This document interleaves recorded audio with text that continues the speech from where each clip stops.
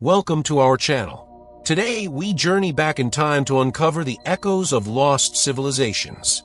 We will explore the monumental achievements, incredible wealth, and complex societies of ancient Africa's greatest empires, from the golden caravans of the Sahara to the mysterious stone cities of the South. Ancient African empires, echoes of lost civilizations, the complete history. Part 1. The Genesis of Nubian Kingdoms, Kerma's Rise. In the fertile lands of Upper Nubia, where the Nile River flows with a life-giving pulse, the seeds of a powerful and sophisticated civilization were sown long before many of the world's great empires had even been conceived. The Kingdom of Kerma, flourishing from around 2500 BCE, represents one of Africa's earliest urban centers, a testament to the ingenuity and organizational prowess of its people. Nestled in the heart of modern-day Sudan, Kerma was a vibrant metropolis, its influence stretching across the vast plains and along the vital river trade routes that connected the heart of Africa with the Mediterranean world. The origins of Kerma are traced back to the indigenous pastoral communities that had thrived in the region for millennia.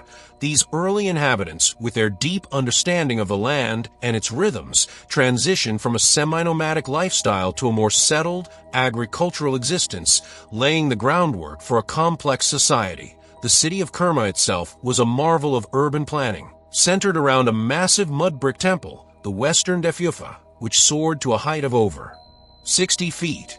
This imposing structure, part religious sanctuary and part royal court, dominated the skyline and served as a potent symbol of the king's authority and the god's favor. Surrounding the Western Defyufa was a sprawling complex of palaces, workshops, and residential areas, all enclosed by formidable defensive walls that spoke of a kingdom both prosperous and wary of its neighbors. The wealth of Kerma was built on a foundation of agriculture and trade. The fertile floodplains of the Nile yielded bountiful harvests of grains and vegetables, supporting a growing population and allowing for the specialization of labor. Beyond its agricultural prowess, Kerma was a crucial hub in the trade of exotic goods from the African interior. Gold, ivory, ebony, and incense flowed through the city, destined for the markets of Egypt and the wider Near East. In return, the people of Kerma imported luxury items such as fine pottery, textiles, and metalwork, a clear indication of their sophisticated tastes and their integration into a wider economic network. The kingdom's strategic location along the Nile gave its rulers significant control over this lucrative trade, allowing them to accumulate vast wealth and project their power far beyond their immediate borders. The society of Kerma was highly stratified, with a divine king at its apex. This ruler, believed to be an intermediary between the gods and mortals, wielded absolute power, his authority reinforced by a complex religious ideology. The burial customs of Kerma provide a fascinating, if somber, insight into their beliefs about the afterlife. The kings were interred in massive tumuli, or burial mounds, accompanied by hundreds, and in some cases thousands, of human sacrifices. These retainers, who were likely the king's servants, wives, and guards, were expected to continue their service in the next world, a stark testament to the absolute power of the monarch. The tombs also contain a wealth of grave goods, including finely crafted pottery, intricate jewelry, and weapons, all intended to provide for the deceased in the afterlife. This practice, while shocking to modern sensibilities, underscores the deep-seated belief in a continuation of life beyond death and the central role of the king in the cosmic order. The relationship between Kerma and its powerful northern neighbor, Egypt, was complex and often fraught with tension. For centuries, the two kingdoms vied for control of the valuable trade routes and the rich resources of Nubia. Egyptian texts often refer to Kerma as a formidable and rebellious power, a testament to its military strength and its refusal to be subjugated. The rulers of Kerma were skilled warriors, leading armies of archers who were renowned for their accuracy and ferocity. These Kushite archers, as they were known to the Egyptians, were a constant threat to Egypt's southern frontier, and numerous military campaigns were launched to contain their influence. Despite the frequent conflicts, there was also a significant degree of cultural exchange between the two civilizations. Kerma adopted and adapted certain aspects of Egyptian art and architecture, while Nubian culture, in turn, left its mark on Egypt. Ultimately, the might of the Egyptian New Kingdom proved too great for Kerma to withstand. Around 1500 BCE, the pharaohs of the 18th dynasty launched a series of devastating campaigns that resulted in the conquest of Nubia. The city of Kerma was sacked and burned, its great temple defaced, and its people subjugated. The once proud kingdom was incorporated into the Egyptian Empire, its lands administered by a viceroy, and its resources exploited for the benefit of the pharaohs. However, the legacy of Kerma was not entirely extinguished. Its cultural traditions and its spirit of independence endured, laying the groundwork for the rise of a new Nubian kingdom, the Kingdom of Kush, which would one day turn the tables on its northern neighbor and rule as pharaohs of Egypt. The echoes of Kerma's lost civilization continue to resonate through the ages, a powerful reminder of the rich and complex history of ancient Africa. Part 2. Meroë, the city of black pharaohs and iron. As the might of the Egyptian New Kingdom waned and its grip on Nubia loosened, a new power rose from the ashes of the old Kerma culture, forged in the crucible of resistance and innovation. The city of Meroë, located on the east bank of the Nile in what is now Sudan, became the heart of the Kingdom of Kush, a civilization that would not only rival its northern neighbor but also develop a unique and vibrant identity of its own. 2. Meroë's ascendancy, beginning around 590 BCE, after the sack of the former capital Napata, marked a pivotal shift in the center of Kushite power southward into a region rich in the resources that would define its character, iron and trade. 2. This strategic relocation placed Meroë at the crossroads of major trade routes and in a land blessed with the wood and ore necessary for a burgeoning iron industry, setting the stage for a new era of prosperity and influence. The urban landscape of Meroë was a testament to its wealth and the syncretic nature of its culture. While the architectural and religious traditions of Egypt still held sway, they were increasingly interwoven with distinctly African elements.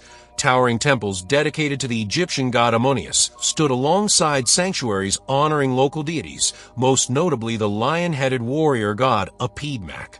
3. The city boasted palaces, administrative buildings, and residential quarters, all meticulously planned and constructed. 3. However, it was the necropolis at Meroë that truly captured the unique spirit of the kingdom. For here, the Kushite rulers were laid to rest not in massive, broad-based pyramids like their Egyptian counterparts, but in smaller, steeply sided structures that pierced the desert sky.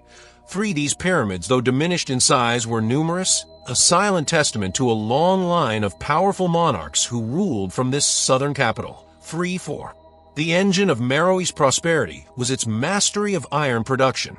The surrounding region was rich in iron ore and the hardwood needed for smelting, and the Meroites became renowned metallurgists. 2. The slag heaps that still dot the landscape around the ancient city are a testament to the scale of their operations, earning Meroë the moniker, the Birmingham of Africa.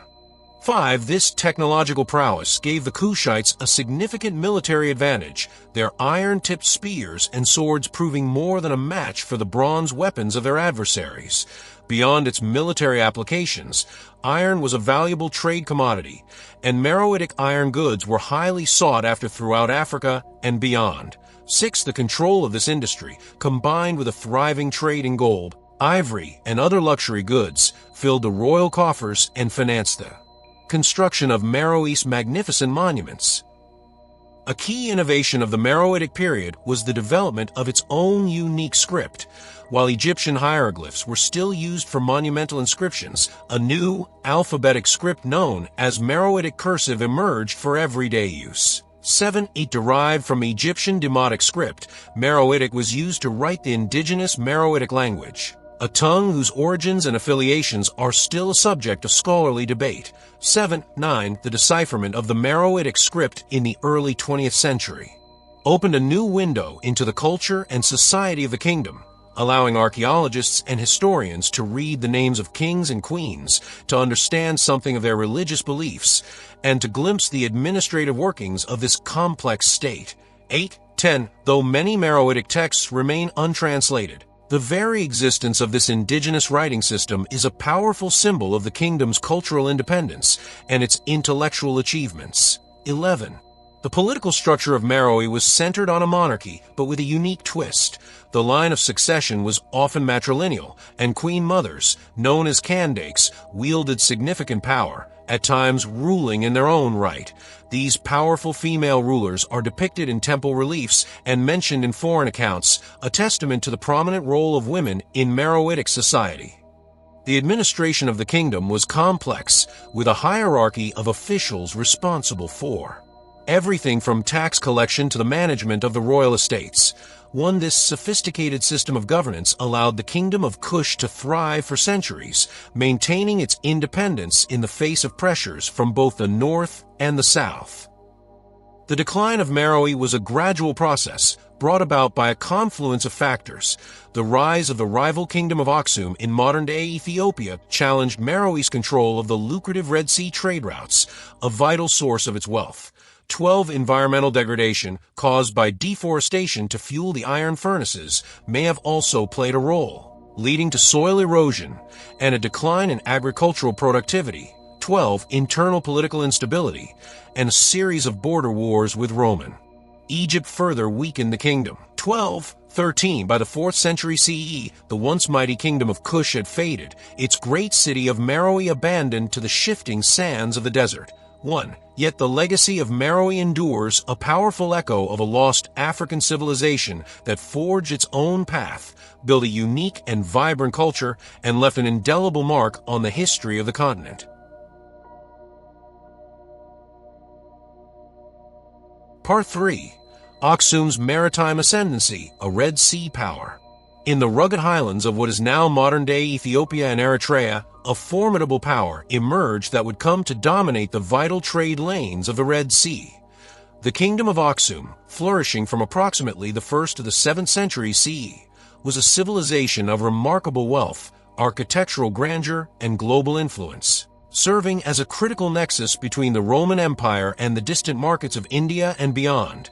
Its strategic location, with access to the Red Sea port of Adulis, allowed it to control the flow of exotic goods, transforming it into a cosmopolitan and powerful empire whose legacy would shape the Horn of Africa for centuries to come. The origins of Aksum are rooted in earlier indigenous cultures, but its rise to prominence was fueled by its mastery of maritime trade. The capital city, also named Aksum, nestled in the highlands, was the political and religious heart of the empire, a place of stunning monuments and royal power. The most iconic of these are the giant stelae, or obelisks, monolithic towers carved from single blocks of granite, the largest of which soared to a height of over 100 feet.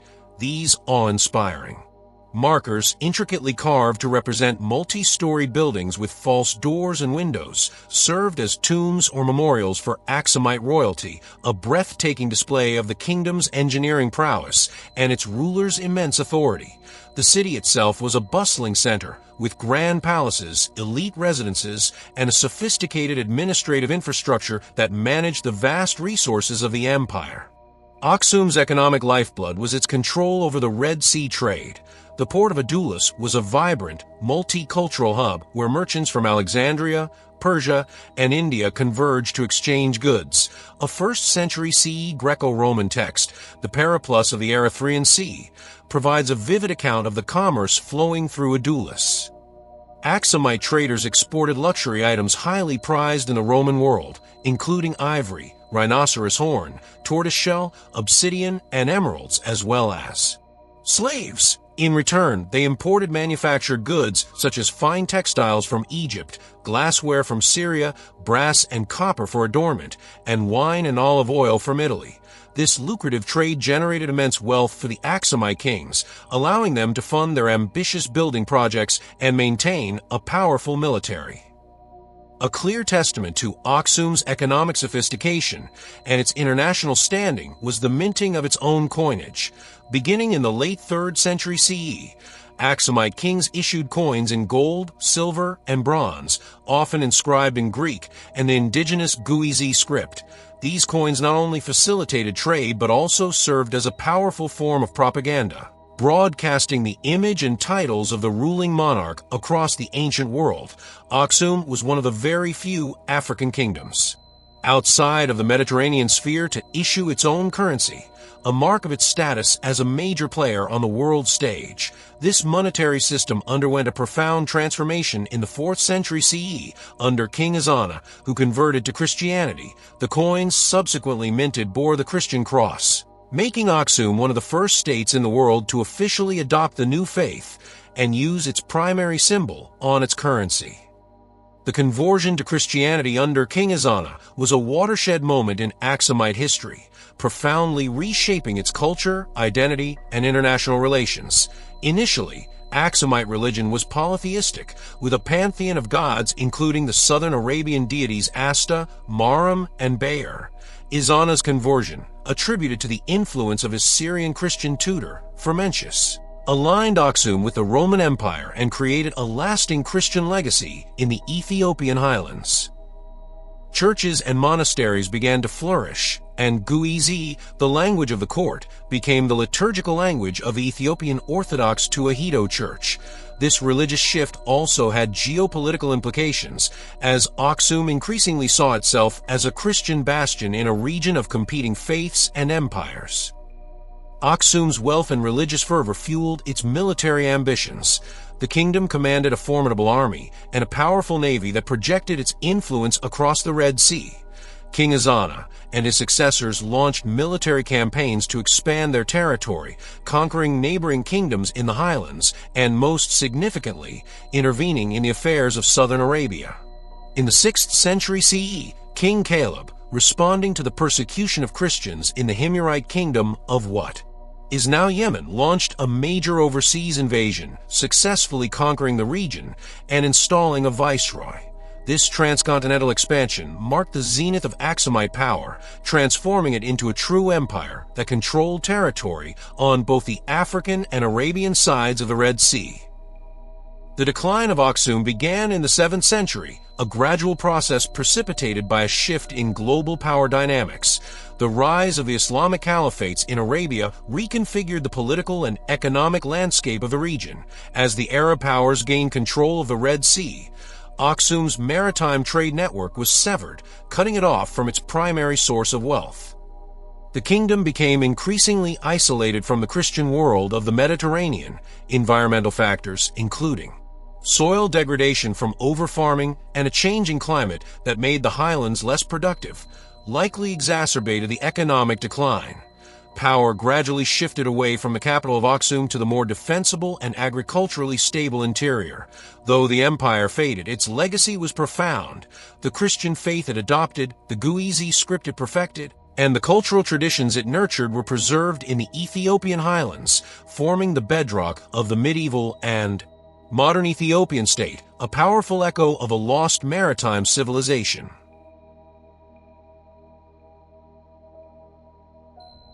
Part 4. The Ghana Empire, Caravans of Gold and Salt. In the vast expanse of West Africa, nestled between the Senegal and Niger rivers, arose an empire whose name would become synonymous with immense wealth. The Ghana Empire, known to its rulers as Wagadu, flourished from approximately the 8th to the 13th century CE. Its power and prosperity built not on maritime trade but on the control of the trans-Saharan caravan routes. This mighty kingdom served as the middleman in a colossal trade network that exchanged the abundant gold of West Africa for the precious salt of the Sahara Desert. Its capital, Kumbisala, evolved into a bustling cosmopolitan center, a testament to the organizational genius and economic might of the Saaning people who forged this remarkable empire. The origins of the Ghana Empire are shrouded in oral tradition, passed down through generations of griots or storyteller historians. These traditions speak of a powerful dynasty of rulers who united the Saaning people and established a centralized state. The king, known as the Ghana or war chief, was the supreme authority, a figure of immense power and reverence. He was the commander of the army, the chief justice, and the master of the trade. holding a monopoly over all gold nuggets that were mined in the region. This absolute control over the gold trade was the cornerstone of the empire's wealth and the primary source of the king's power, allowing him to maintain a lavish court and fund a large and well-equipped army. The economic engine of the empire was the trans-Saharan trade. The gold fields of Bambuk, located to the south of the empire, produced a seemingly inexhaustible supply of the precious metal. This gold was highly coveted in North Africa and Europe, where it was minted into coinage and used for ornamentation. In exchange, merchants from the north, primarily Amazigh, Berber, traders, brought slabs of salt from mines deep within the Sahara, such as those at Tagaza. Salt was a vital commodity in West Africa, essential for preserving food and replenishing the body's salt lost in the hot climate. In some parts of the region, salt was considered as valuable as gold, its trade a matter of life and death. The Ghana Empire was strategically positioned to control this exchange, levying taxes on all goods that passed through its territory. The capital of the empire, believed by archaeologists to be the site of Kumbi Sala in modern-day Mauritania, was a remarkable urban center. Arab chroniclers such as al-Bakri, who wrote in the 11th century, described it as two separate towns. One was the royal city, a walled enclosure containing the king's palace and the sacred groves of indigenous religion. This was the administrative and spiritual heart of the empire, a place of elaborate ritual and political power. The other town, a short distance away, was the commercial center, inhabited by Muslim merchants from North Africa. This part of the city was a bustling hub of trade, with stone houses, numerous mosques, and a vibrant marketplace where goods from across the known world were bought and sold. This dual city structure reflects the sophisticated way in which the rulers of Ghana integrated foreign traders into their society while maintaining their own distinct cultural and religious identity. The court of the Ghana king was a spectacle of immense wealth and power, designed to awe visitors and reinforce the monarch's authority. Al-Bakri, based on the accounts of travelers, painted a vivid picture of the royal court. The king would hold audiences adorned in gold jewelry, his headdress and robes woven with gold thread. He was surrounded by attendants holding gold-hilted swords and shields, and his royal hounds wore collars of gold and silver. The arrival of the king was announced by the beating of drums, and his subjects would show their reverence by prostrating themselves and throwing dust over their heads. This elaborate court etiquette and the conspicuous display of wealth were crucial elements of statecraft, projecting an image of invincibility and divine right to rule. The military strength of the Ghana Empire was legendary. The king was said to be able to field an army of 200,000 warriors, including 40,000 archers. While these numbers are likely exaggerated, they reflect the empire's formidable military reputation. This army was essential for maintaining control over the vast territories of the empire, protecting the valuable caravan routes from bandits, and enforcing the king's authority over tributary states. The wealth generated from gold trade allowed the king to equip his soldiers and reward their loyalty, ensuring the stability and security of a realm. The army was a key instrument of state policy, enabling the empire to expand its influence and dominate the political landscape of West Africa for centuries. The decline of the Ghana Empire was a complex process involving multiple factors. The rise of the Almoravids, a puritanical Muslim dynasty from North Africa, posed a significant threat. In the late 11th century, the Almoravids launched an invasion of Ghana, sacking the capital and disrupting the trans-Saharan trade routes. While the Ghana Empire eventually regained its independence, it was significantly weakened, the loss of control over the gold trade, as new gold fields were discovered. Further east, eroded the empire's economic base. Environmental pressures, including a prolonged drought that made the arid lands around the capital even less hospitable, may have also contributed to its downfall. Power in the region gradually shifted to the south and east, to the rising Mandinka kingdoms that would eventually coalesce to form the Mali Empire.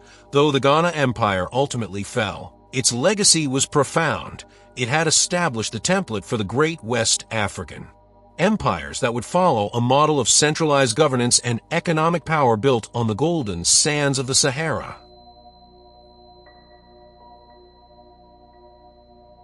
Part 5. Great Zimbabwe, a city of stone and mystery.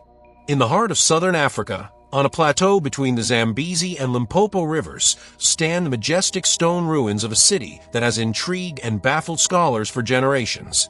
Great Zimbabwe, which flourished from the 11th to the 15th century CE, was the capital of a powerful kingdom that controlled a vast territory and dominated the region's trade networks. Its name, meaning stone houses, in the Shona language, aptly describes its most remarkable feature: massive dry stone.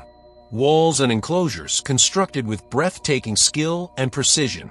This architectural marvel, the largest ancient stone structure south of the Sahara, stands as a silent testament to a sophisticated and organized African society, dispelling centuries of colonial myths that sought to deny its indigenous origins. The society that built Great Zimbabwe was hierarchical and complex, with its origins in the pastoral and agricultural communities of the region. The development of the city marks a transition to a more centralized state, with a ruling elite that commanded the labor and resources necessary to undertake such monumental construction projects. The ruins are divided into three main areas: the hill complex, the valley complex, and the great enclosure. The hill complex, perched atop a granite hill, is believed to have been the royal residence and a major religious center, the spiritual heart of the nation. Its commanding position offered strategic defensive advantages and symbolized the ruler's elevated status, separated from the common populace below. This was the seat of the king, a sacred space where political and religious authority were fused. The most spectacular and enigmatic part of the site is the great enclosure. This massive elliptical structure is defined by an outer wall over 800 feet in circumference and up to 36 feet high, built with astonishing precision entirely without mortar. The sheer scale and craftsmanship of the wall are a testament to the builder's mastery of stone masonry. The walls, constructed from millions of granite blocks quarried from the surrounding hills, have endured for centuries. Inside the great enclosure stands the conical tower, a solid stone structure nearly 33 feet high, whose purpose remains a subject of debate. Scholars speculate it may have been a symbolic granary, a phallic symbol representing the king's virility and the fertility of the land, or an astronomical observatory, but its true meaning is lost to time. This structure, along with the great enclosure itself, represents the pinnacle of Great Zimbabwe's architectural achievement. The wealth and power of Great Zimbabwe were derived from a combination of cattle husbandry and long-distance trade. Cattle were a cornerstone of the economy and a symbol of wealth and status for the elite. The vast plains surrounding the city provided ideal grazing land, and the control of large herds was a primary source of power for the ruling class. However, it was the kingdom's strategic position in regional trade networks that propelled it to international prominence.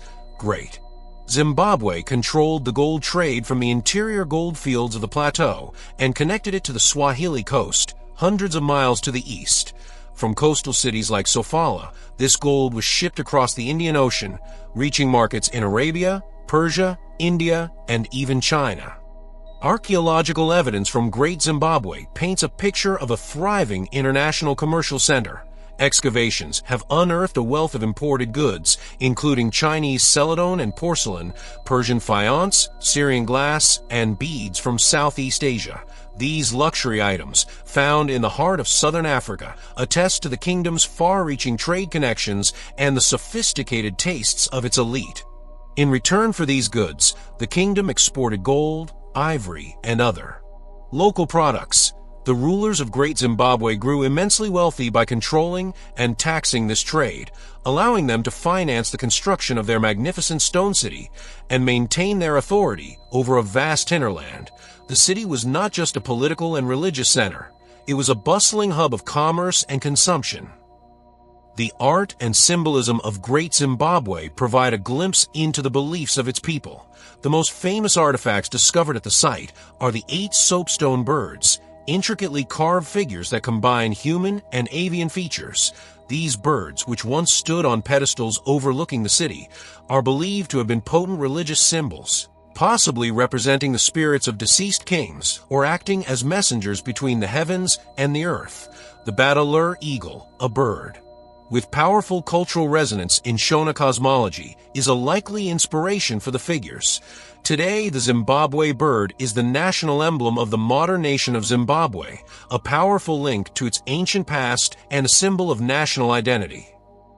The decline of Great Zimbabwe began in the mid-15th century. The reasons for its abandonment are not entirely clear, but they likely involve a combination of factors. Environmental degradation may have played a significant role. The large population may have exhausted the region's resources, leading to deforestation, soil erosion, and a decline in agricultural productivity. A shift in trade routes may have also contributed to the city's decline, as gold trade networks moved north. Bypassing the kingdom, political instability, and the rise of rival states such as the Matapa and Torwa states may have also challenged Great Zimbabwe's dominance. As power fragmented, the population dispersed, and the great stone city was gradually abandoned, its walls falling silent. For centuries, its origins were shrouded in mystery, but it remains an awe-inspiring monument to the ingenuity, organization, and cultural richness of a lost African civilization.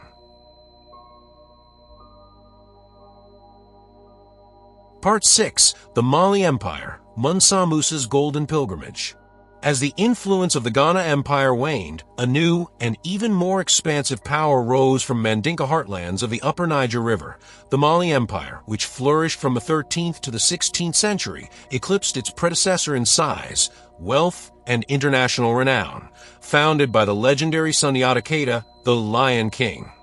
Mali was an empire forged in conquest but sustained by sophisticated administration, agriculture, and an unparalleled control over West Africa's gold trade. Its story is not merely one of wealth, but of cultural and intellectual efflorescence, epitomized by the reign of its most famous ruler, Mansa Musa, whose legendary pilgrimage to Mecca would etch the name of Mali into the annals of world history.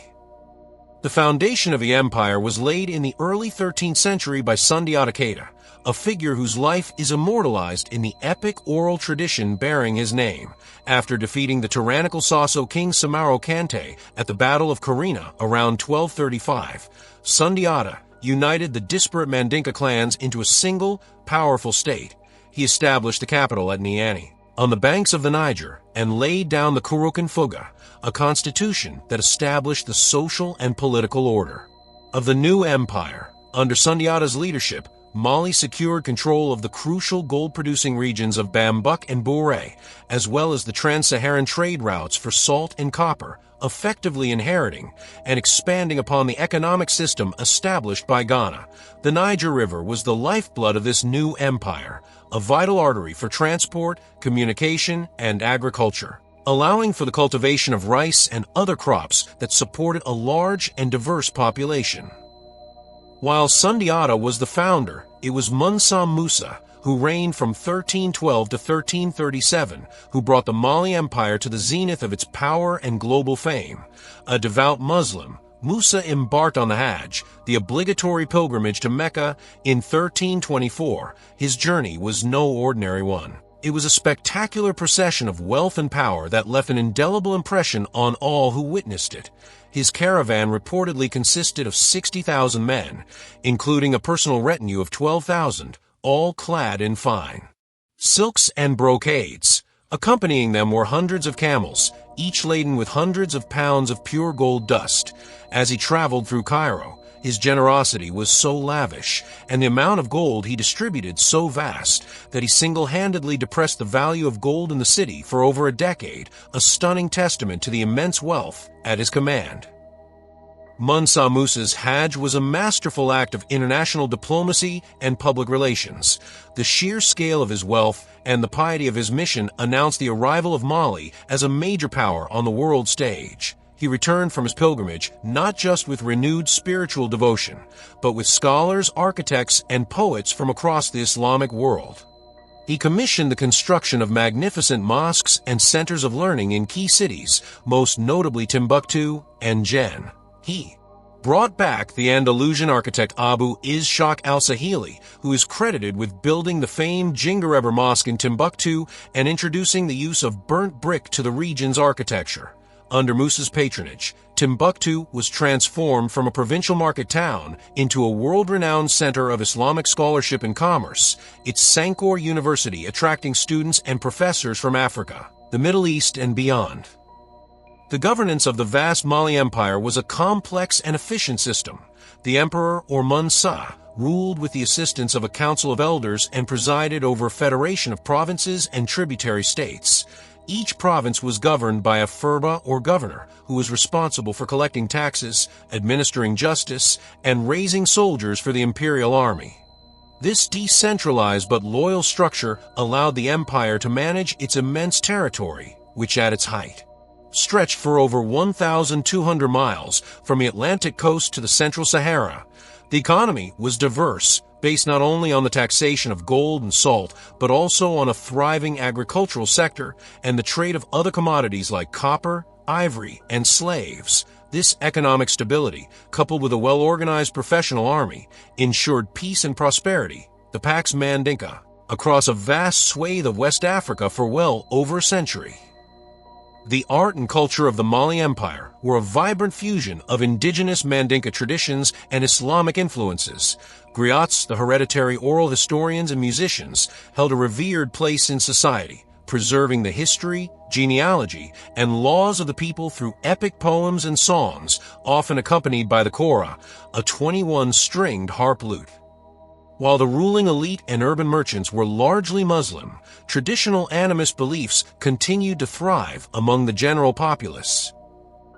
This cultural syncretism was visible in the architecture, art, and daily life of the empire. The great mosques of Jen and Timbuktu, built of mud brick and timber, are masterpieces of Sudano-Sahelian architecture, a unique style that reflects both the aesthetic sensibilities of the region and the tenets of Islam. The decline of the Mali Empire began in the 15th century, a gradual unraveling caused by a combination of internal strife and external pressures. The sheer size of the empire made it difficult to govern, and after the death of the powerful Mansa Suleiman in 1360, a series of weak rulers and succession disputes plagued the throne. Vassal states began to assert their independence, and key trading cities like Timbuktu and Gao rebelled against central authority. The empire also faced increasing external threats from Mossi raiders to the south and Tuareg nomads who seized control of Timbuktu in the mid-15th century.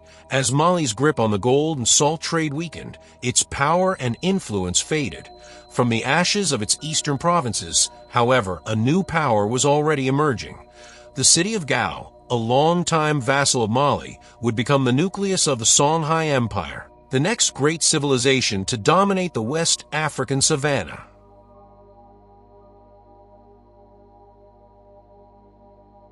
Part 7. The Songhai Empire, Askia the Great's reign. Emerging from the shadow of a declining Mali Empire, the Songhai Empire rose to become the largest and one of the most powerful states in African history. Centered on the Great Bend of the Niger River, the empire flourished from the early 15th to the late 16th century, its destiny forged by two remarkable leaders, the warrior King Sunni Ali and the reformer Emperor Askia the Great. While Sunni Ali laid the foundations of the empire through relentless military conquest, it was Askia Muhammad I, known as Askia the Great, who consolidated these gains, establishing a sophisticated bureaucracy, revitalizing Islamic scholarship, and ushering in an era of unprecedented peace and prosperity. The origins of the Songhai state trace back to the city of Gao, a vital trading port on the Niger River that had long been a vassal of the Mali Empire. As Mali's power fractured in the early 15th century, the Songhai people, under the Sunni dynasty, asserted their independence. The true architect of the empire, however, was Sunni Ali, who ascended to the throne in 1464. A brilliant military strategist and a ruthless commander, Sunni Ali transformed the Songhai state into a formidable expansionist power. He built a powerful army and a fleet of war canoes to patrol the Niger River, using them to capture the key commercial centers of Timbuktu in 1468 and Jen in 1473, both former jewels of the Mali Empire. His reign was one of constant warfare, and while he was a nominal Muslim, he was deeply rooted in traditional animist beliefs. often clashing with the Islamic scholars of Timbuktu, who viewed him as a tyrant. Upon Sunni Ali's death in 1492, his son was overthrown by one of his leading generals, Muhammad Ture, who in 1493 took the throne and the title Askia.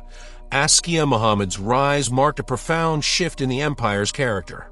Where Sunni Ali was a conqueror who ruled by force, Askia the Great was an administrator and a pious Muslim who sought to create a unified and well-governed Islamic state. He recognized that military might alone could not hold a vast, multicultural empire together. One of his first and most significant acts was to embark on his own Hajj to Mecca in 1496, a journey that deliberately rivaled that of Mali's Mansa Musa over a century earlier. He traveled with a grand escort and vast quantities of gold, but his purpose was as much political and intellectual as it was pious. In Mecca, he was officially recognized as the Caliph of the Sudan by the Sharif of Mecca, a title that gave him immense religious and political legitimacy throughout the Muslim world and back home.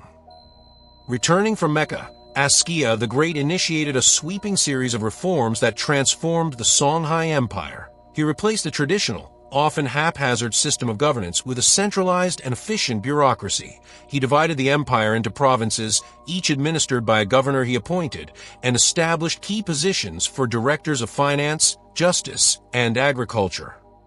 He standardized weights, measures, and currency, which greatly facilitated commerce. He also reformed the military, creating a standing army of professional soldiers and promoting commanders based on merit rather than birthright.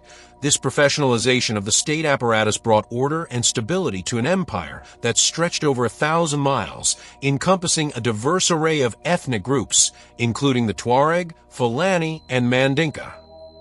Under Askia's rule, the intellectual and commercial centers of Timbuktu and Jen reached their absolute zenith.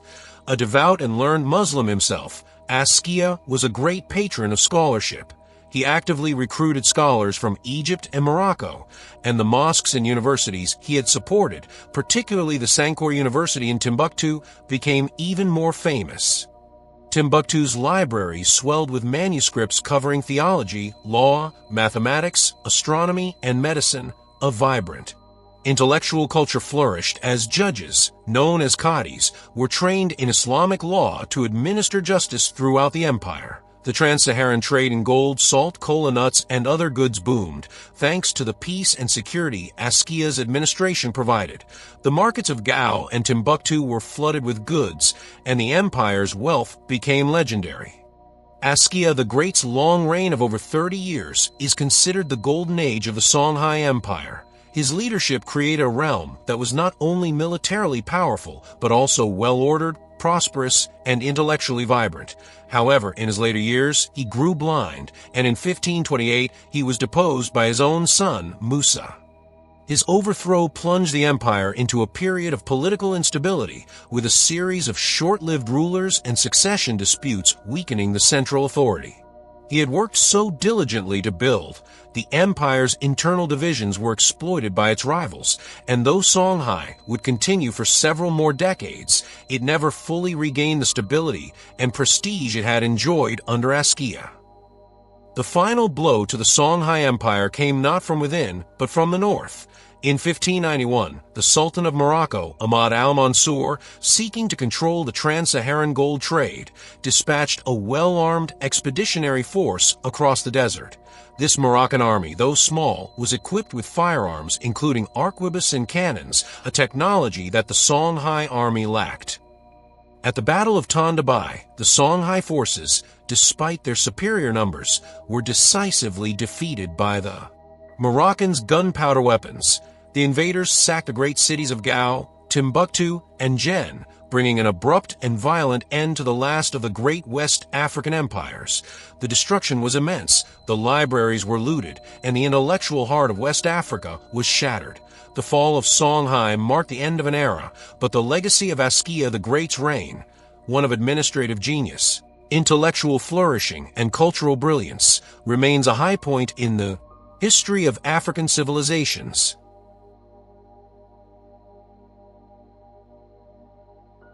Part 8. The Kingdom of Kush, Arrival to Egypt. Long after the fall of the Kerma kingdom and centuries before the rise of Meroë, the Nubian spirit of independence and cultural identity reasserted itself in the form of the Kingdom of Kush, centered at its new capital of Napata, near the holy mountain of Jebel Barkal. This resurgent Nubian state emerged around 1000 BC, inheriting the legacy of its predecessors and positioning itself as a major power on the Nile. Far from being a mere derivative of its northern neighbor, Kush developed into a sophisticated civilization that would not only challenge Egypt's dominance, but, in a stunning reversal of fortunes, would conquer it, establishing a dynasty of black pharaohs who ruled over the entire Nile Valley.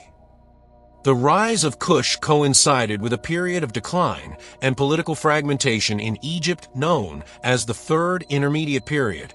As Egyptian power waned, the Kushite rulers of Napata grew stronger, consolidating their control over Nubia and fostering a unique cultural synthesis. They adopted many of the trappings of Egyptian royalty, including the use of hieroglyphs, the worship of the god Ammonius, and the practice of pyramid burial. However, these elements were not simply copied. They were adapted and imbued with distinct Nubian characteristics. The Kushite pharaohs saw themselves not as foreign conquerors, but as the true heirs to the pharaonic tradition, restorers of religious piety and political order that they believe had been lost in a decadent Egypt. Jebel Barkal, a towering sandstone mesa, was identified as the southern home of the god Ammonius, giving the Napatan kings a powerful religious justification for their rule. The apex of Kushite power came in the 8th century BCE under the reign of King Pi. Witnessing the disunity and civil strife in Egypt, Pi saw an opportunity to intervene. Casting himself as the champion of the god Ammonius and the rightful ruler of all of Egypt, he launched a brilliant military campaign northward. His victory stele, a detailed account of the invasion, portrays him as a pious and merciful conqueror who admonished the petty Egyptian kinglets for neglecting the temples and fighting amongst themselves. Sweeping down the Nile, Pi's forces subdued city after city, culminating in the capture of the ancient capital of Memphis. He returned to Napata in triumph, having successfully united the entire Nile Valley, from the highlands of Nubia to the Mediterranean Sea, under his rule. Pi's conquest inaugurated Egypt's 25th dynasty, also known as the Nubian dynasty or the rule of the Black Pharaohs. For nearly a century, a line of Kushite kings, including Shabaka, Shabitku, and Taharka, ruled a combined kingdom of Egypt and Nubia. These rulers undertook a massive program of restoration and construction throughout their vast realm. They built and restored temples in both Egypt and Nubia, patronized the arts, and sought to revive the classical religious and cultural traditions of Egypt's Old and Middle Kingdoms. The reign of Taharka was particularly notable for its prosperity and architectural achievements, with extensive building projects at major religious sites like Karnak in Egypt and Jebel Barkal in Nubia. The 25th dynasty represented a period of remarkable cultural renaissance and political reunification for the Nile Valley. The art and architecture of the Napatan period reflect the unique cultural identity of the Kushite rulers. While heavily influenced by Egyptian styles, Kushite art often featured distinctively Nubian physical characteristics, such as darker skin, broader features, and specific royal regalia, including a unique double uraeus, cobra, on the pharaoh's crown, symbolizing their rule over both Nubia and Egypt. Their pyramids, built at necropolises like El Kuru and Nuri near Napata, were also different from their Egyptian counterparts. They were smaller, more steeply sloped, and often built in dense clusters, a style that would later be continued at Meroë. These structures, though inspired by Egypt, were a clear expression of a separate and proud Nubian tradition.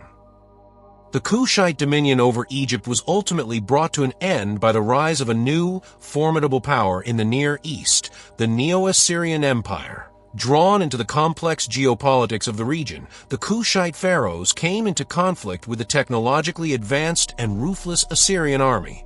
In a series of invasions beginning in the 670s BCE, the Assyrians, wielding superior iron weapons, pushed the Kushite forces steadily southward. The Assyrian king Esarhaddon sacked Memphis, and his successor Ashurbanipal drove the last of the Kushite pharaohs, Tenudaman, out of Egypt entirely around 656 BC. This defeat marked the end of the 25th dynasty and the end of Nubian rule over Egypt. Forced to retreat back to their Nubian homeland, the Kushite kings were not vanquished. Their kingdom continued to thrive for centuries, but their geopolitical focus shifted. The loss of Egypt prompted a gradual move southward, away from the immediate threat of northern powers. Around 590 BCE, the capital was relocated from Napata to the more southerly city of Meroë, a strategic move that placed it in a region rich with iron ore and at the nexus of new trade routes extending into sub-Saharan Africa. This move marked the end of the Napadan period and the beginning of the Meroitic era, a new chapter in the long and storied history of the Kingdom of Kush. Though their time as pharaohs of Egypt was relatively brief, the rulers of the 25th dynasty left an indelible mark, demonstrating that the flow of power and cultural influence on the Nile was not a one-way street, but a dynamic and contested interchange between two great African civilizations.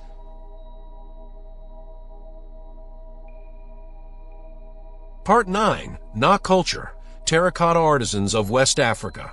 In the central region of modern-day Nigeria, on the Jos Plateau, archaeologists have uncovered the remnants of a culture that represents one of West Africa's earliest and most enigmatic complex societies, the Nok culture, which flourished from approximately 1500 BC to 500 CE, is renowned for its extraordinary terracotta sculptures. The earliest known examples of large-scale figurative art in sub-Saharan Africa, long before the rise of the great medieval empires of Ghana and Mali, the Nok. People developed a sophisticated society based on agriculture and, crucially, early ironworking technology, placing them at the forefront of technological innovation in the region and leaving behind an artistic legacy that continues to captivate and inspire. The discovery of the Nok culture was accidental.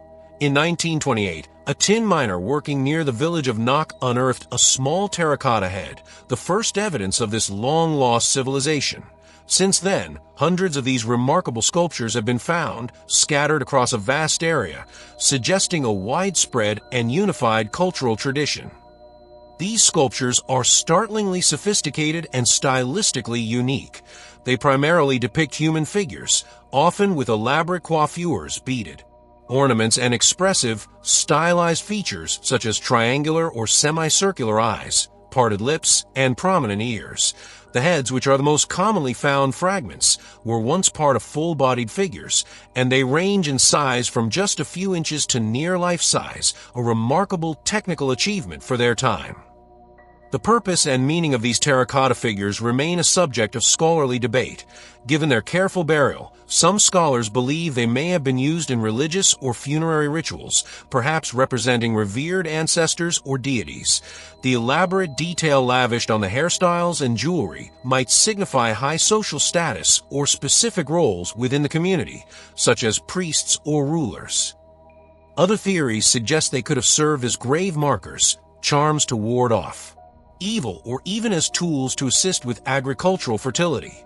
The consistent style across such a large geographical area and over such a long period suggests a well-established artistic tradition and a shared system of beliefs, but without any written records, the true function of these masterworks remains locked in silence. One of the most significant aspects of the Nok culture is its association with early iron smelting in West Africa.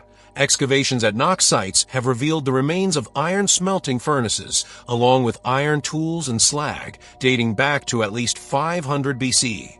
This makes the Nok people among the earliest, if not the earliest, iron workers in the region. The transition from Stone Age technology to the Iron Age was a momentous development, providing more efficient tools for agriculture and more effective weapons for warfare and hunting. Iron axes could clear forests more effectively for farming, and iron hoes could cultivate the land more productively, supporting a larger and more settled population. This technological advancement was likely a key factor in the growth and spread of Nok society.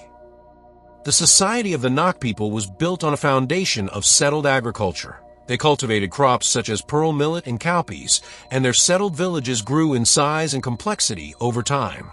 The social structure appears to have been sophisticated, likely organized into chiefdoms with a hierarchy of leaders and specialized artisans. The sheer number of terracotta sculptures and the skill required to create them implies that there were dedicated artists who were supported by the community. The process of creating these large sculptures was complex, requiring the careful selection and preparation of clay, a meticulous sculpting process, and a sophisticated firing technique to prevent the figures from cracking or exploding in the kiln. This level of specialization is the hallmark of a complex and well-organized society. The legacy of the Nok culture is profound, though much about it remains a mystery. It is widely believed that the artistic traditions of Nok may have influenced later cultures in Nigeria, most notably the celebrated bronze and terracotta art of Ife and Benin. The stylistic similarities in the naturalism and expressive quality of the sculptures suggest a possible cultural continuity spanning over 1,000 years. The Nok people were pioneers, not only in the artistic realm, but also in the technological sphere. Their mastery of iron production marked a pivotal moment in the history of West Africa, ushering in a new era of development and laying the social and agricultural groundwork for the later kingdoms and empires that would emerge in the region. The decline and eventual disappearance of the Nok culture around 500 CE is as enigmatic as its rise. The reasons are unclear, but possible explanations include climate change that altered the environment of the Jos Plateau, overexploitation of natural resources leading to soil degradation, or social upheaval and conflict. Whatever the cause, the people dispersed, and their unique artistic tradition faded. For centuries, their magnificent terracotta figures lay buried beneath the soil, their existence unknown. Today, they stand as a powerful testament to the artistic genius and technological ingenuity of an ancient African civilization, offering a tantalizing glimpse into a world that is still only partially understood. The echoes of Nok are found not in grand stone monuments, but in the hauntingly beautiful faces of its terracotta people.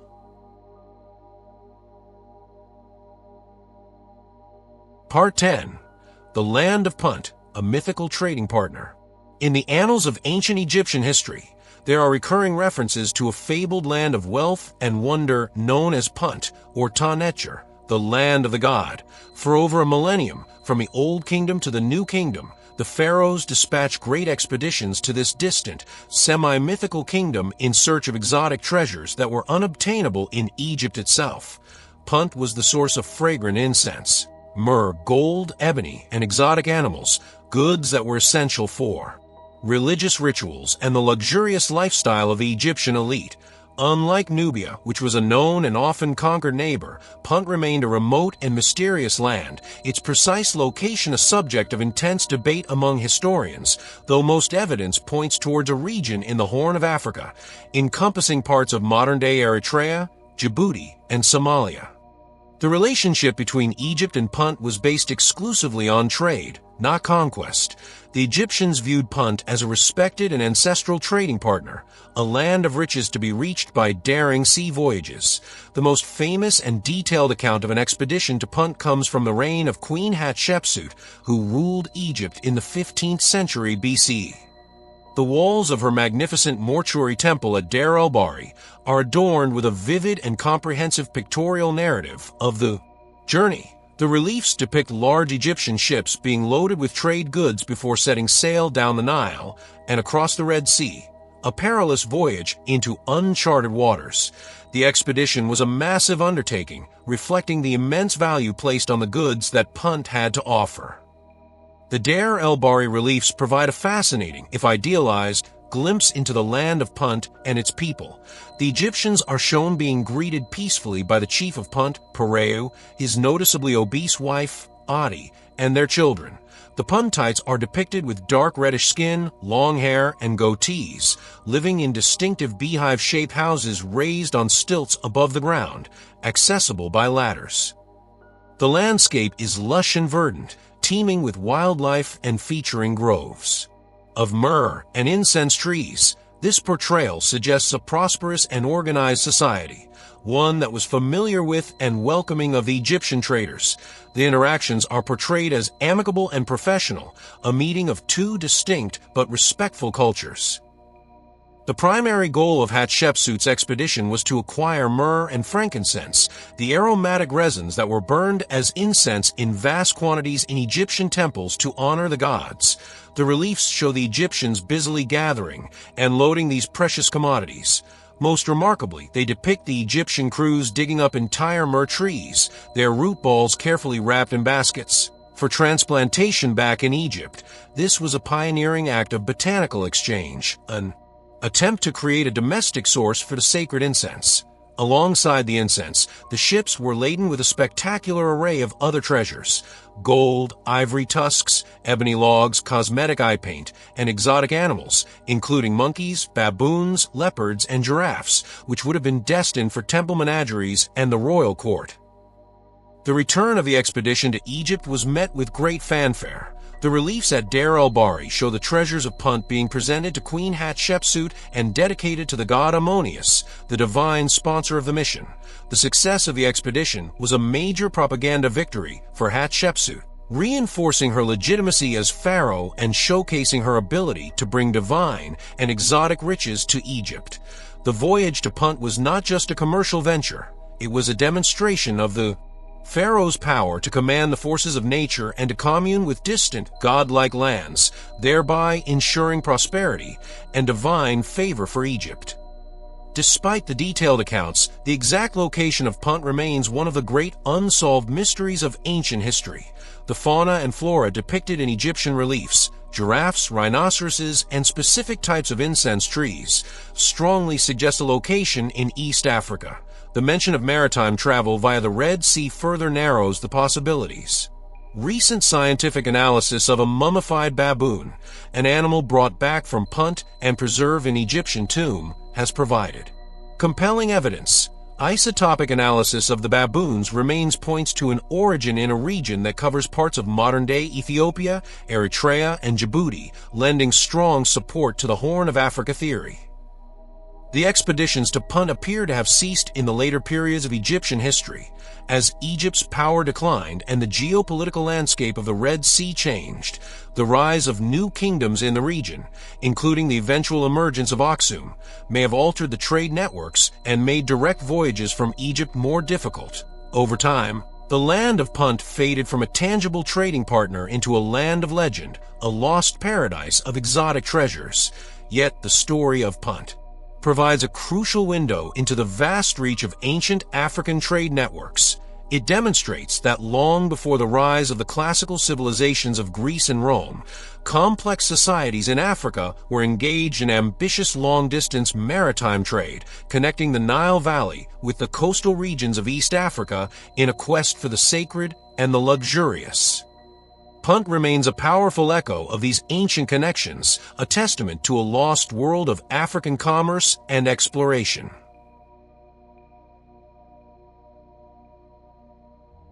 Part 11. The Garamantes, Saharan Charioteers and Innovators.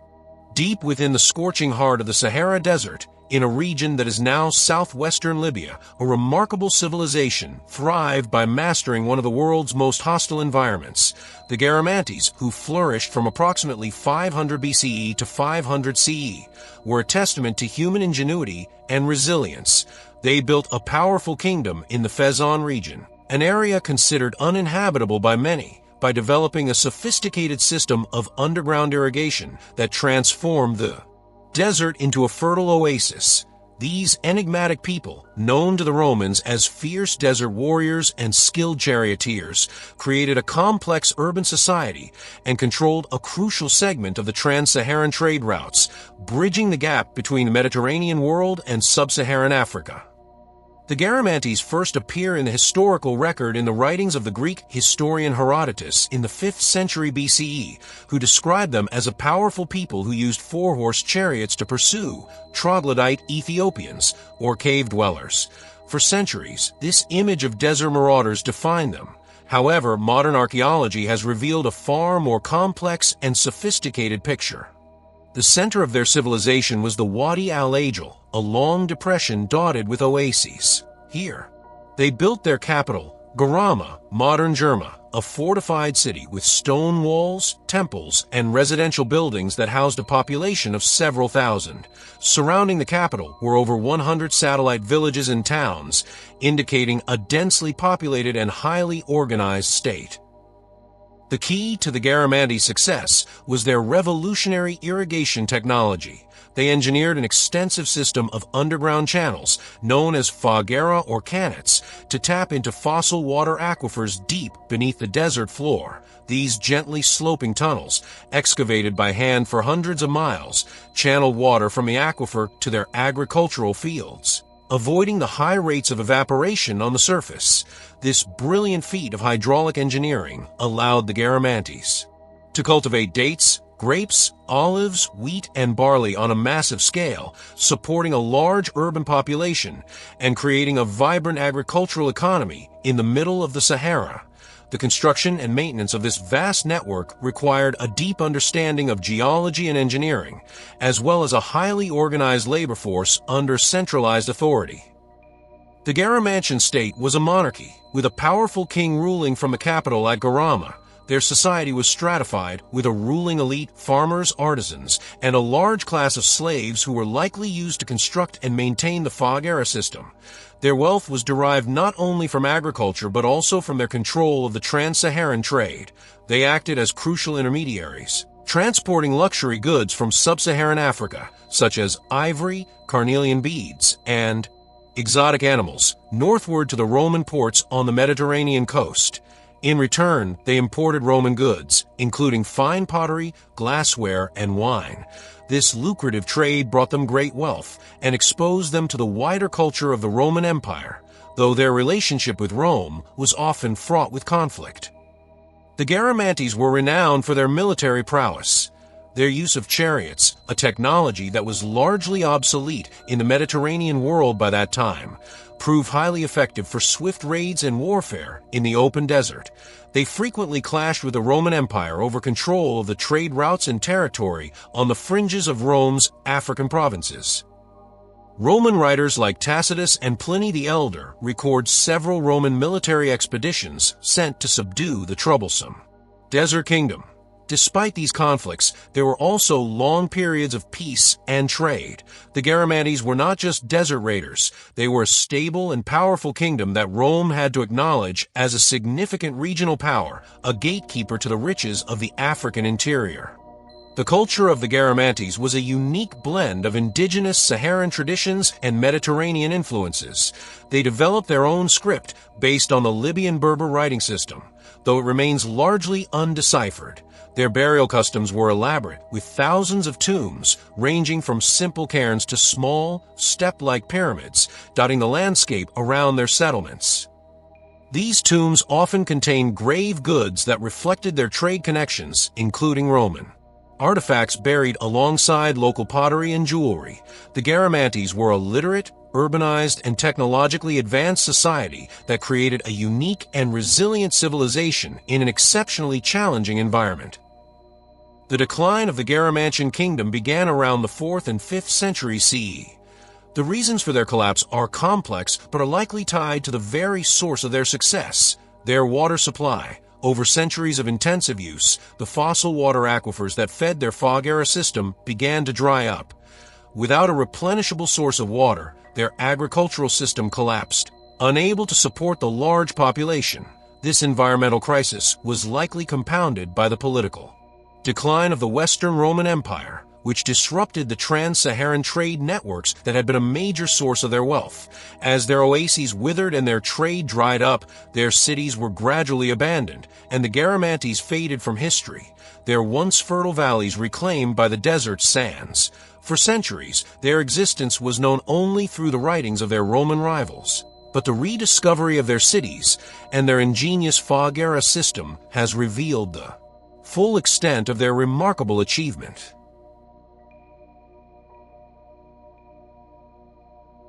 Part 12. The Sao Civilization, Giants of Lake Chad.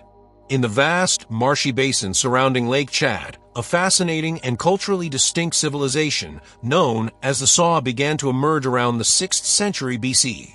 Thriving for over 2 millennia until the 16th century CE, the Sao people were not builders of a single, unified empire, but rather a collection of complex city-states that shared a common language and culture. Remembered in local oral traditions as a race of giants who were predecessors to the later Kingdom Empire, the Sao were master artisans, renowned for their intricate terracotta and bronze works, and pioneers of urban living in the central Sudan. Their civilization represents a long and enduring chapter in the history of the region, characterized by walled cities, sophisticated artistic expression, and unique adaptation to a riverine and lacustrine environment. The Sao civilization grew out of the rich ecological setting of the Shari and Logwan rivers, which feed into Lake Chad. This well-watered environment provided abundant fish, game, and fertile land for agriculture, allowing for the development of dense, settled populations. Over centuries, the Sao established numerous settlements, many of which grew into large, fortified cities. These cities were typically surrounded by massive earthen walls, some several meters high, to protect the inhabitants from floods and external attacks. Archaeological excavations at sites like Ndaga and Galfeel have revealed complex urban layouts with distinct residential and ceremonial areas, indicating a high degree of social organization. These walled cities were the political and economic centers of the Sao world, each likely ruled by its own chief or council of elders. The most enduring legacy of the Sao civilization is its remarkable art. The Sao were prolific and highly skilled artisans, producing a vast corpus of artifacts in terracotta, bronze, and iron. Their terracotta sculptures are particularly notable, depicting both humans and animals with a unique, stylized aesthetic. Many human figures are elongated, with simplified but expressive features, and are often adorned with intricate patterns that may represent scarification or clothing. These figures are believed to have had ritualistic or ancestral significance, perhaps playing a role in religious ceremonies or funerary rites. The sheer quantity and artistic quality of these artifacts suggest that art played a central role in Sao society, and that specialized workshops of artisans were a key feature of their urban centers. In addition to their work in clay, the Sao were also skilled metallurgists, mastering the lost wax casting technique to create sophisticated bronze objects. They produced intricate jewelry, pendants, and ceremonial items, often decorated with stylized human and animal motifs that echo the designs of their terracotta art. The discovery of these bronze objects, which require a complex manufacturing process and access to copper and tin, points to the existence of long-distance trade networks that connected the Lake Chad basin with other regions of Africa. The Sao were not an isolated people. They were part of a wider system of exchange, trading local products like smoked fish, salt, and possibly slaves for metals and other goods. Oral traditions of the region, particularly those of the Kanuri people who later established the Kingdom Empire, provide a rich, if mythologized, account of the Sao. These traditions often describe the Sao as giants of immense size and strength who possessed magical powers. They are portrayed as the original inhabitants of the land who were eventually conquered and assimilated by the founders of the Kingdom Empire, while the giant label is likely a metaphor for the impressive scale of their walled cities and their cultural influence. These traditions highlight the profound impact the Sao had on the region's history. They were the foundational civilization upon which later states and empires were built, and their cultural DNA, in the form of language, artistic motifs, and political structures, was absorbed into the societies that succeeded them. The Sao way of life was intricately tied to the rhythms of the lake and its rivers. They were expert fishermen, using canoes and nets to exploit the rich aquatic resources of Lake Chad. They also practiced agriculture, cultivating sorghum and millet on the fertile floodplains. This dual economy provided a stable and resilient food supply, allowing their city-states to flourish for centuries. Their society appears to have been organized around kinship groups or clans with a strong emphasis on ancestor veneration, as suggested by the numerous ritual artifacts found in burial sites. The political landscape was likely one of competing city-states, which may have formed temporary alliances but never coalesced into a single, centralized empire. The decline of the Sao civilization was a gradual process that culminated around the 16th century CE. The primary cause was the rise of the powerful and more centralized Kingdom Empire to the east. Led by dynamic rulers and fueled by the wealth of the trans-Saharan trade, the Kingdom state began to expand its influence into the Lake Chad basin through a combination of military conquest, political absorption, and religious conversion to Islam. The Sao city-states were slowly incorporated into the growing empire. Over time, the Sao people were assimilated, adopting the language and culture of their conquerors. Their unique artistic traditions faded, and their distinct identity was submerged into that of the Kingdom. Today, the Sao live on through their extraordinary artifacts and the powerful oral traditions that remember them as the giant, foundational people of the Lake Chad region.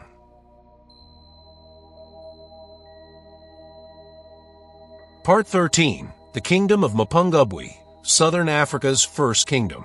On a sandstone hill overlooking the confluence of the Limpopo and Shashi rivers, where the borders of modern-day South Africa, Botswana, and Zimbabwe meet, lay the capital of Southern Africa's first indigenous kingdom.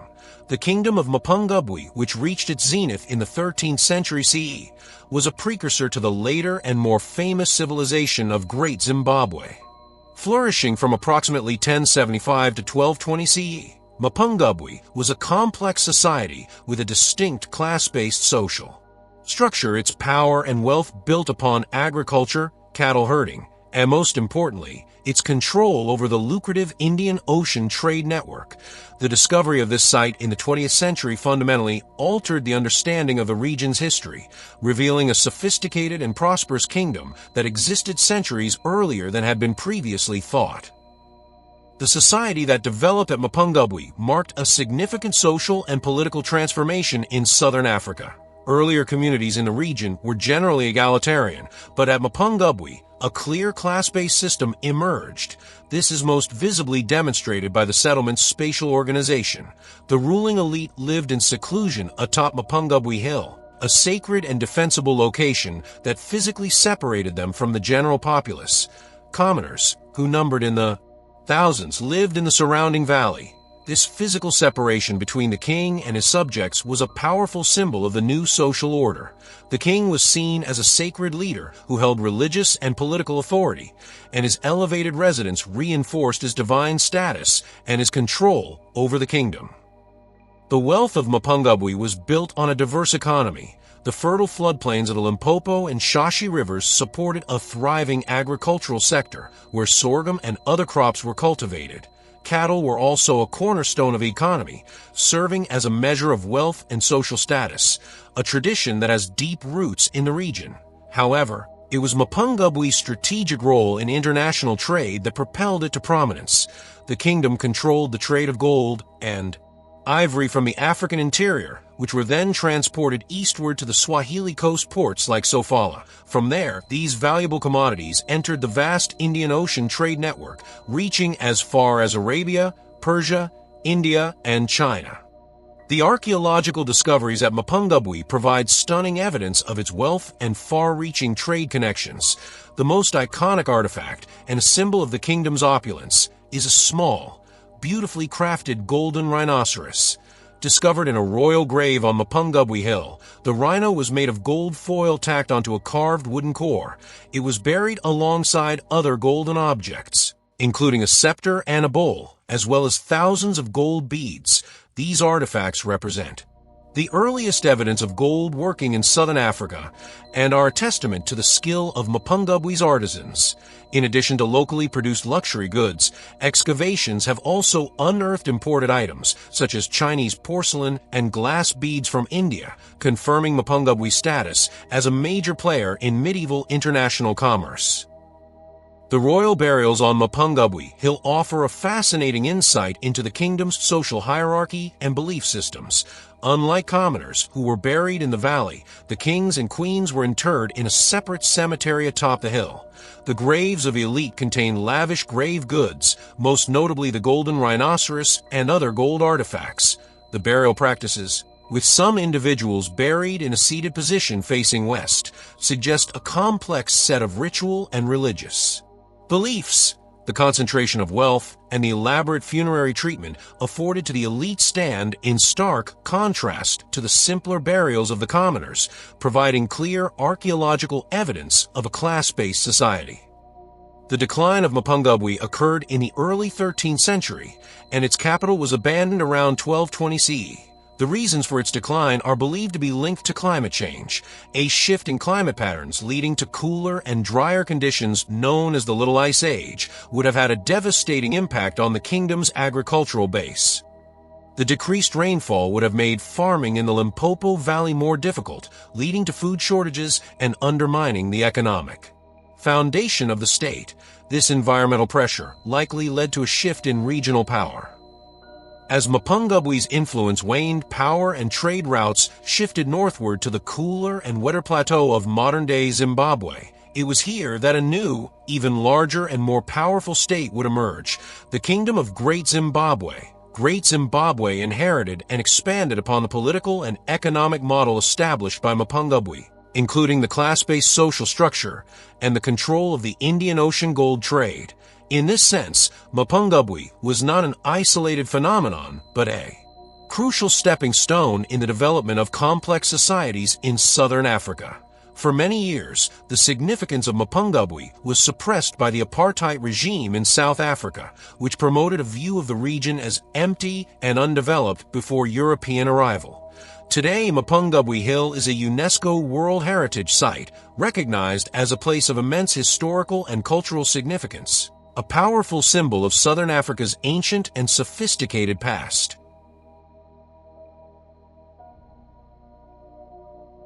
Part 14. The Wolof Empire, a confederation of states. On the sun-drenched coastal plains of West Africa, in the region between the Senegal and Gambia rivers, a unique political entity known as the Wolof Empire, also called the Jollof Empire, emerged and held sway from the 14th to the 16th century. Unlike the highly centralized, conquest-driven empires of Mali and Songhai to its east, the Wolof Empire was structured as a voluntary confederation of states. Its strength lay not in absolute control, but in a sophisticated system of diplomacy, tribute, and shared cultural identity among the Wolof people and their neighbors. Ruled by a central emperor, the Berba Jollof, the empire was a major regional power, its history shaped by internal politics, Atlantic trade, and an eventual, dramatic fragmentation. The origins of the Wolof Empire are rooted in the legend of Ndiadian Ndiaye, a semi-mythical figure who is credited with uniting the various Wolof-speaking states. According to oral tradition, Ndiadian Ndiaye was a wise and just leader who, through his intelligence and diplomacy, convinced the rulers of the constituent states, including Caire, Baal, Walo, and Saint Saloum, to voluntarily pledge their allegiance to him. He established the title of Berba Jollof, King of Jollof, and ruled from the inland capital of Lingere. This foundational myth emphasizes the consensual and federal nature of the empire. The individual states retained a significant degree of autonomy and were led by their own local rulers, who paid tribute and provided military support to the central emperor. This system allowed the empire to govern a diverse range of peoples while respecting local customs and leadership. The political structure of the Wolof Empire was complex and hierarchical. The Berba Jollof was elected by a council of electors, which included the rulers of the vassal states, preventing the establishment of a purely hereditary monarchy and ensuring that the emperor had the support of the confederation's most powerful figures. Below the emperor and the rulers of the main states was a stratified social system that was common throughout the region. This included a nobility of freeborn warriors and landowners, specialized artisan castes such as blacksmiths, leatherworkers, and griots, peasants, and a class of domestic slaves. The griots, or oral historians, played a particularly crucial role, preserving the genealogies, laws, and history of the empire and serving as advisors to the rulers. The economy of the Wolof Empire was initially based on agriculture, fishing, and control of the northernmost routes of the trans-Saharan trade. They cultivated crops like millet and sorghum, and their access to both the Senegal and Gambia rivers, as well as the Atlantic coast, provided rich fishing grounds. They traded salt fish and locally manufactured goods for horses, textiles, and other products from interior and the Sahara. However, the arrival of Portuguese traders on the Atlantic coast in the mid-15th century dramatically reshaped the empire's economy and political dynamics. The Portuguese were primarily interested in gold, hides, and increasingly enslaved people, and they established trading posts or feitorias along the coast. The advent of the Atlantic trade created new opportunities and new tensions within the empire. The coastal states, particularly Caire and Bale, were best positioned to profit from this new maritime commerce. Their rulers grew wealthy and powerful by trading directly with the Europeans, acquiring firearms and luxury goods. This newfound wealth upset the traditional balance of power within the confederation. The coastal rulers became less dependent on the inland Berba Jollof for their economic prosperity and military strength. They began to resent paying tribute to a central authority who had little to offer them in this new Atlantic-oriented world. The economic center of gravity was shifting from the interior to the coast, and the political structure of the empire began to strain under the pressure. The internal tensions came to a head in the mid-16th century. In 1549, the ruler of the coastal state of Caire, Amaringan Sobofal, declared his independence from the Wolof Empire. This was a direct challenge to the authority of the Berba Jollof. The ensuing conflict, known as the Battle of Danki, was a pivotal moment in the region's history. The forces of Caire, likely better equipped with horses and possibly firearms acquired through Atlantic trade, decisively defeated the army of the Central Empire. This victory shattered the prestige of the Berba Jollof and signaled the end of the Confederation's unity. The defeat at Danki triggered the rapid disintegration of the Wolof Empire. Following Caire's lead, the other vassal states, Bale, Walo, and others, also broke away, leaving the Berba Jollof as the ruler of a much smaller and less influential kingdom, reduced to the original core state of Jollof. The unified empire fractured into a collection of independent and often competing successor states.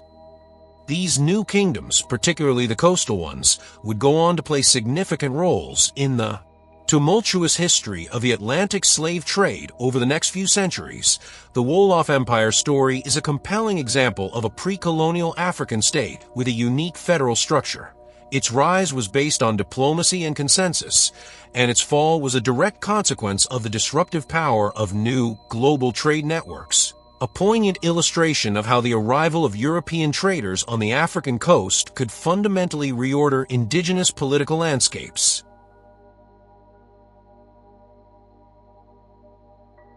Part 15. The Kingdom of Benin, Bronzes and Obus. In the dense tropical rainforests of what is now southern Nigeria, the Kingdom of Benin emerged as a highly centralized and powerful state, renowned for its formidable military, complex political structure, and above all, its breathtaking artistic legacy, flourishing from the 13th century until its eventual conquest by the British in 1897. The Edo people of Benin created a kingdom centered on a divine king, the Oba, whose power was celebrated and immortalized in an extraordinary corpus of cast bronze and carved ivory artworks. These famous Benin bronzes are not merely beautiful objects, they are historical documents, a royal archive that provides profound insight into the history, rituals, and worldview of one of Africa's most enduring and artistically brilliant kingdoms. The origins of the kingdom are traced to a period of political upheaval in the 13th century when the Edo people, dissatisfied with their rulers, are said to have requested a prince from the nearby Yoruba city-state of Ife to govern them. Prince Oramian, according to tradition, founded the Oba dynasty that would rule Benin for centuries. The kingdom's political and spiritual life revolved around the Oba, who was considered a divine figure, a direct link between the earthly realm and the supernatural world. He held absolute political, judicial, and religious authority, although in practice he ruled with the advice of various palace chiefs and title-holding associations. The Oba's power was reinforced through elaborate state rituals and ceremonies, many of which are vividly depicted in the kingdom's art. The capital of the kingdom, Benin City, was a marvel of urban design. Early European visitors, such as the Portuguese who arrived in the 15th century, were deeply impressed by its scale and organization. The city was surrounded by a massive system of defensive walls and moats, described as one of the largest earthworks in the world prior to the mechanical era. At the heart of the city lay the royal palace, a sprawling complex of courtyards, galleries, and chambers that served as the administrative and ceremonial center of the kingdom. The palace was a living museum, its wooden pillars and walls decorated with hundreds of cast bronze plaques that chronicled the kingdom's history, depicting pivotal battles, royal processions, and encounters with foreigners. It is this artistic tradition for which Benin is most famous. The artisans of Benin, working under the exclusive patronage of the Oba, were masters of the lost wax casting method. They produced thousands of intricate sculptures, including commemorative heads of past Obas and queen mothers, figurines, ceremonial vessels, and the renowned bronze plaques. These artworks were created by a specialized guild of smiths, the Eigen Aranwan, whose skills were passed down through generations. The level of detail, realism, and technical sophistication achieved in these castings is extraordinary. The art was dynastic and court-centered. Its primary purpose was to glorify the Oba, honor his ancestors, and legitimize his rule. The brass, often referred to as bronze, heads, for example, were placed on ancestral altars in the palace, serving as a focal point for rituals that connected the living Oba with his deified predecessors. The Kingdom of Benin was also a major military and economic power in the region. The Oba commanded a large and well-organized army, which allowed the kingdom to expand its territory and create a powerful empire that dominated much of southern Nigeria. The economy was based on agriculture and trade. Benin became a significant player in the Atlantic trade following the arrival of the Portuguese. The Oba maintained a strict royal monopoly over the trade of key commodities, which included pepper, ivory, and to a lesser extent, enslaved people. In exchange, the kingdom imported European goods, most notably brass manillas, bracelets, which were melted down to provide the raw material for the royal casters, and later, firearms, which further strengthened the army's power. The relationship with European powers, primarily the Portuguese and later the Dutch and British, was carefully managed by the Oba for centuries. The Benin court was adept at diplomacy, and the bronze plaques often depict Portuguese traders and soldiers, recognizable by their distinctive clothing and firearms. These depictions show a relationship of mutual interest and respect, a far cry from a simple narrative of European domination. The Oba controlled the terms of trade and limited European influence to the coastal areas, preventing them from interfering in the kingdom's internal affairs. For a long period, Benin successfully integrated itself into the global economy while maintaining its political and cultural integrity. The kingdom's independence came to a sudden and violent end in 1897.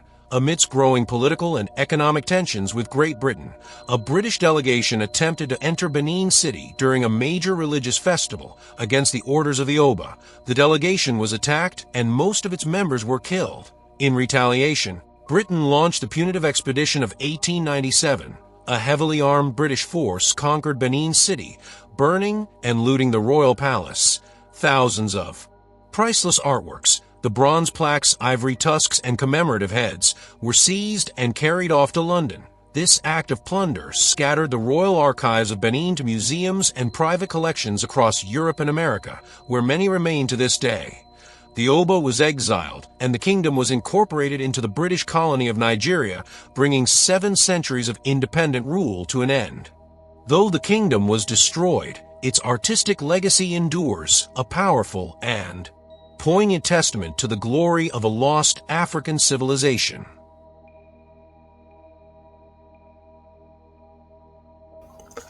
Thank you for joining us on this incredible journey through Africa's magnificent past. The stories of these empires are a vital part of our shared world history. If you found this documentary enlightened, please like, subscribe, and share to help these powerful echoes reach a wider audience.